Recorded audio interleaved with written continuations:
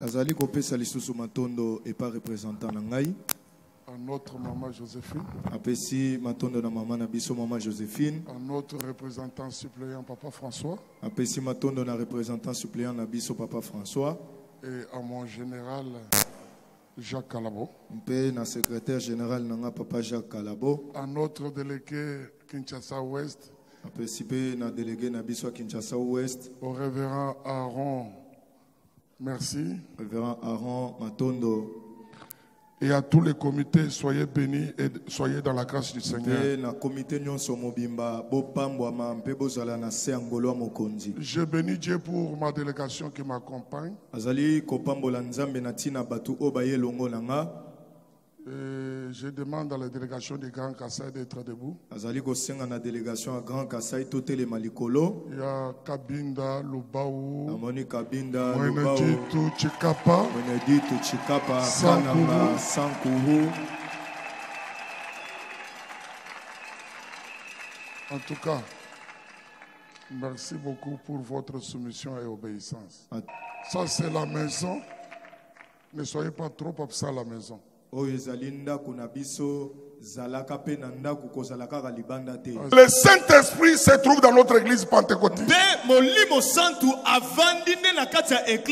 Nous pouvons marcher sur les œuvres des ténèbres, sur les puissances des ténèbres. Nous pouvons chasser les démons, marcher sur les serpents et les scorpions.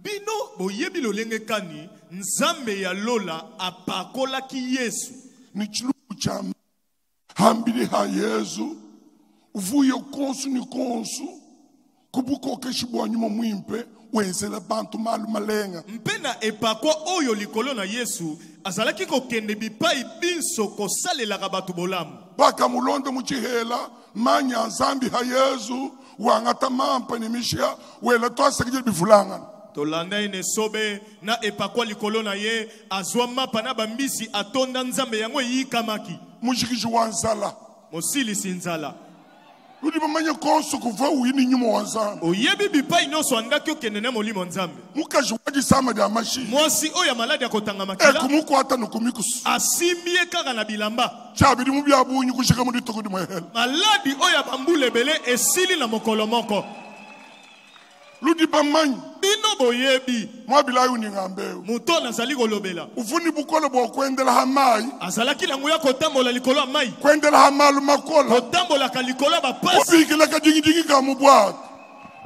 kubikila ka dingi ka mubwat kobenga mutu moko mutu apamba vila petit zoba moko boye kati na bwato kubikila ka dingi ka tutagudi mal abengi zoba moko boye oya tungisamaki na makambo kachinchimika kudibo ye penza muto ya tondisamaki na kobanga ekumwasaji amamie liloba lwakukundi yake sika nazali muntu wa hatu mutu ya pamba kuwatuka mubwatu bututa kudi mavwala mutu wana abimi na bwato oyo mbonge ezalaki kobeta buchimbishe kudi nyuma ya bukoyo mutu oyo milimo mabe komisa muledi mumufami watu dingi abotama na libota moko Yesu kumwasadi Yesu alobi liloba likolo na ye muntu akuhatuka mutu wana abimi ekumona buhenda akomi pe wenda hamutu ama amoni akomi pe kotambola likolo ya mai zambi ni bukolo bokwele vetu dingi nzamba zali na nguya kotombola bato bazanga tina bakoma pe bato atina zambi utuosha bana bashiyama nzambe oya sokola kabana bitike apesi bango bilongi ya bato kotala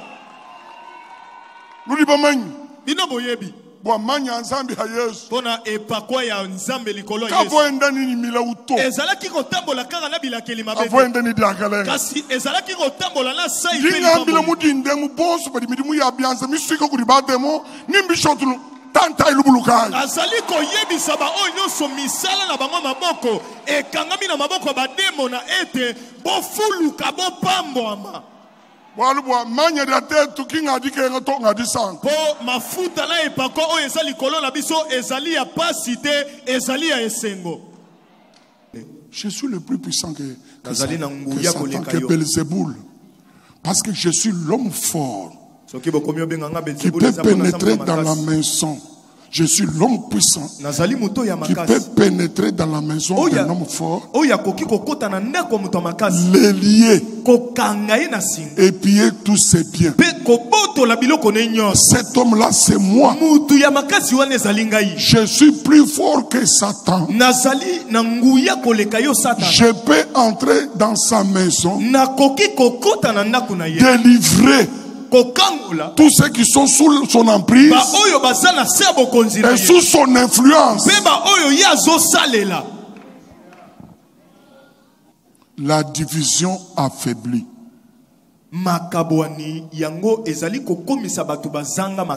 30e Kasaï, 30e Kinshasa, 30e Katanga, ne tombons jamais dans le piège des politiciens.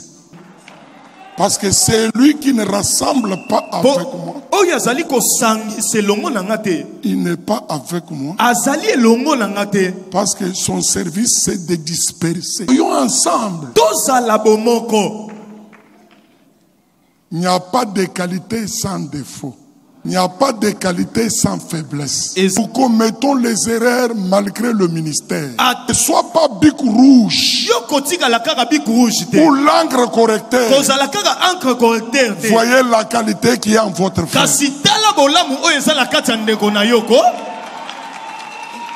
Satan a toujours une mauvaise image dans la Bible. On l'appelle serpent. Jésus regarde le serpent. Il voit une qualité dans le serpent. Soyez prudents comme le serpent. Jésus qui voit une beauté dans le serpent.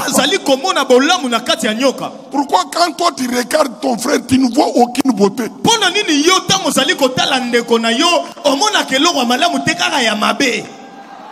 Soyons ensemble. Soyons unis. Cultivons l'unité, l'amour. Soyons compatissants les uns les autres. Mais c'est là autour d'un leadership établi.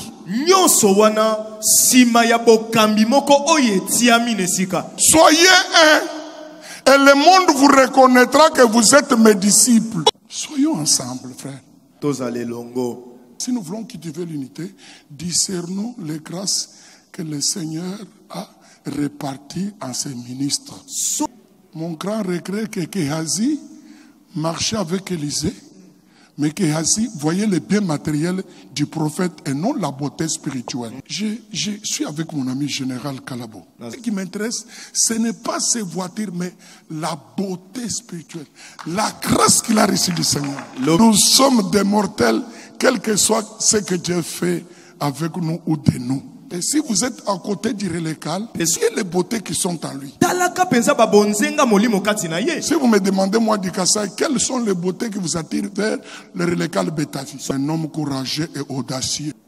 Persévérant, il ne recule pas devant les obstacles. Ce qu'il prétend faire, il le fait, quel que soit le prix à payer. Tiens la main de ton frère et ta sœur. Qu'est-ce que tu vois en lui? Agrandis ce que tu as vu en lui. Tu l'aimeras tellement. Tu auras l'intérêt sur lui. Et vous marcherez toujours ensemble. Même si nous ne venons pas des mêmes tribus. Mon relécal, ce que vous avez fait ici, peut-être avec le temps vous allez comprendre la portée de ce que vous avez fait. Parce que quand on voit la 30e, on dit toujours une affaire de Katanga. Mais quand on va entendre un Kabalou prêcher en Kassai, ils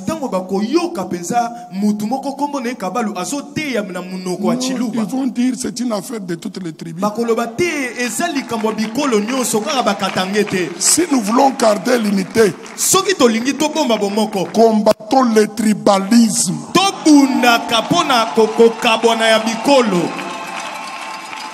Nous sommes tous de la tribu de Jésus.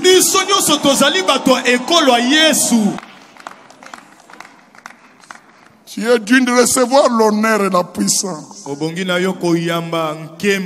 Parce que tu as racheté Les gens de toutes langues, de toutes tribus, de toutes ethnies, tu les as fait membres d'un seul royaume, un royaume de sacrificateurs et de prêtres pour notre Dieu. Combattons les tribalistes, combattons les clanistes, combattons les politiciens de l'église. Mais le relégal est là, il est là. Dieu a voulu qu'il soit là. L'entourer ne signifie pas le combattre pour qu'il saute et que je m'y mette. Non. Parce que je ne ferai jamais ce que lui fait. Zambia nous bénisse. Toi, c'est que Dieu l'a quoi.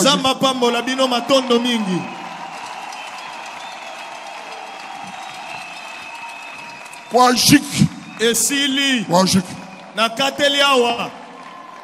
Wajik. Esili. Wajik. Esukeliawa nde.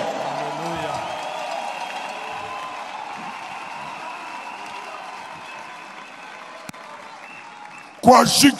Esukeliawa.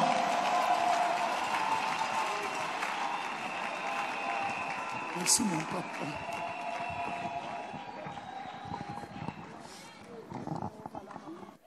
Kwa Jiki. Alléluia. Amen. Kwa